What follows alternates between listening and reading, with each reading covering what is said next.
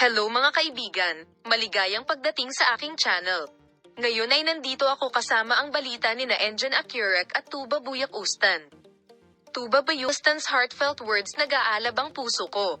Ngayon, bago lumipat sa aming video, huwag kalimutang mag-subscribe sa aking channel, i-like at ibahagi ang aking video.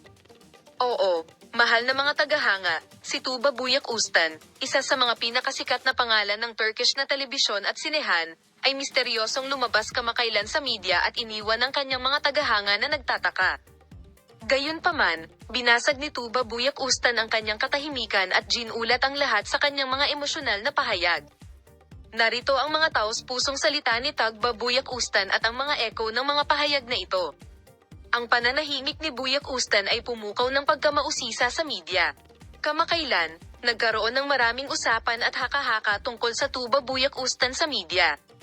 Gayunpaman, dahil ang sikat na aktor ay nanatiling tahimik sa isyong ito at hindi nagbigay ng anumang pahayag, ang katahimikan na ito ay naging mapagkukunan ng malaking pag-usisa at haka-haka sa parehong media at mga tagahanga. Ang mga emosyonal na pahayag mula kay Tuba Buyak Ustan Tuba Buyak Ustan sa wakas ay bumasag sa kanyang katahimikan. At gumawa ng ilang emosyonal na pahayag sa kanyang panayam. Sikat na aktor, ang mga paghihirap at mga haka-haka na naranasan ko kamakailan ay lubhang nakaapekto sa akin. Nais kong ipahayag ang pagdurusa at sakit sa loob natin, sabi niya. Naakit ni Buyak Ustan ang lahat ng chismis sa mga salitang ito. Nag-aapoy ang puso ko.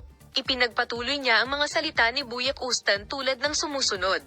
Ang aming mga puso ay nadudurog dahil sa mga paghihirap na aming nararanasan sa panahong ito. Dear followers, salamat sa lahat ng nanood ng video ko. Magkita-kita tayo sa mga bagong video.